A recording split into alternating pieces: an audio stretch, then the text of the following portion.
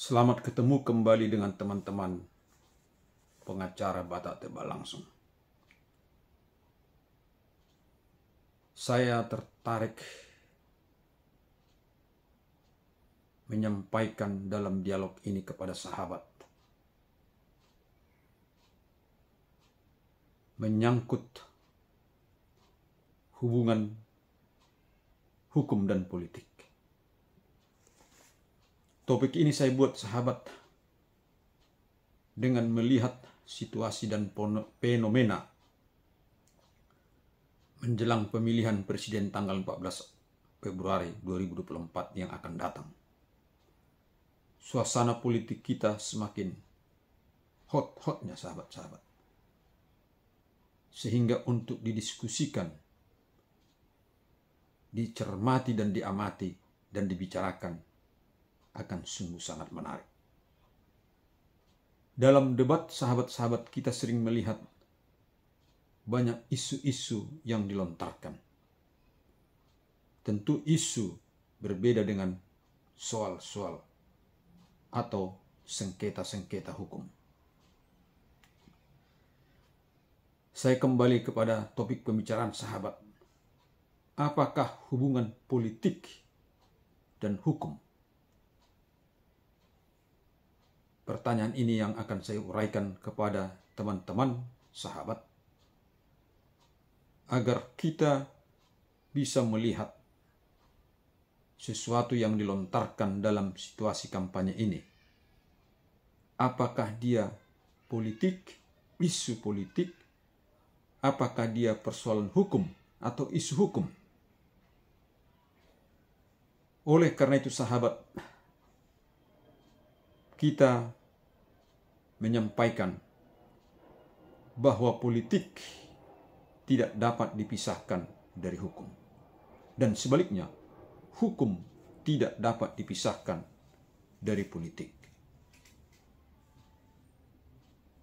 Hukum dalam negara demokrasi modern saat ini, kita melihat hukum berupa undang-undang dasar, undang-undang, peraturan-peraturan pemerintah daerah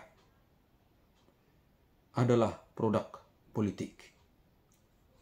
Dalam negara demokrasi, konstitusi sekalipun adalah produk politik. Demikian undang-undang. Kita sering melihat pembahasan-pembahasan dalam suatu pembuatan undang-undang apapun. Dia harus diputuskan dalam putusan politik antara eksekutif dan yudikatif. Ketika hal itu tidak tercapai, maka seringkali undang-undang yang dibahas deadlock, bahkan diajukan dalam pembahasan-pembahasan berikutnya. Seperti dalam pembahasan undang-undang pidana kita yang berpuluh-puluh tahun, baru akan berlaku tahun depan. Setelah sekian puluh tahun, produk hukum tentang hukum pidana kita selalu deadlock. Karena itu sahabat, sebagaimana tadi saya katakan bahwa hukum adalah produk politik, maka hal itu bersesuaian pula dengan pendapat dari Profesor Sri Sumantri yang mengatakan bahwa hukum itu ibaratkan rel kereta api dan politik itu ibaratkan gerbong kereta api. Gerbong kereta api harus berjalan di atas rel. Artinya sahabat bahwa hukum pun harus berjalan di atas rel yang sudah dibuat untuk politik itu dapat berjalan. Demikianlah sahabat dalam situasi saat ini, bahwa hukum tidak dapat memisahkan dirinya atau membelah dirinya, bahwa dia tidak terikat dengan aspek-aspek ekonomi, aspek politik, aspek budaya, dan lain-lain. Sehingga paham menyangkut teori hukum murni yang dikemukakan oleh Hans Kelsen dalam pandangan hukum modern saat ini, dianggap teori itu telah usang dan tidak dapat diberlakukan lagi dalam perkembangan zaman saat ini. Dalam perkembangan zaman berikutnya, atau suasana yang saat ini terus, Sacipto Raharjo juga mengatakan bahwa hukum harus responsif. Itulah yang melahirkan teori hukum responsif. Dan dalam perkembangan selanjutnya, kita juga mendengarkan teori-teori atau pandangan hukum yang mengatakan bahwa hukum harus dapat diselesaikan dengan teori restoratif justice untuk menyelesaikan persoalan-persoalan antara pelaku hukum dan korban dari suatu perbuatan hukum. Demikianlah sahabat apa yang bisa saya sampaikan sore hari ini. Sehingga kita melihat suasana apapun saat ini bisa melihat ketika ada pandangan-pandangan politik yang melihat hukum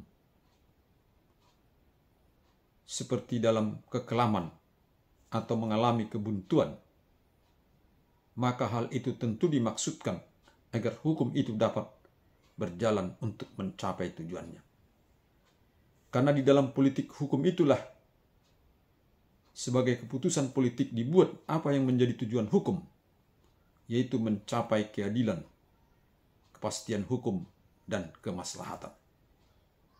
Seringkali untuk mencapai tujuan-tujuan hukum itu, maka diperlukan tekanan-tekanan politik, baik itu yang bersifat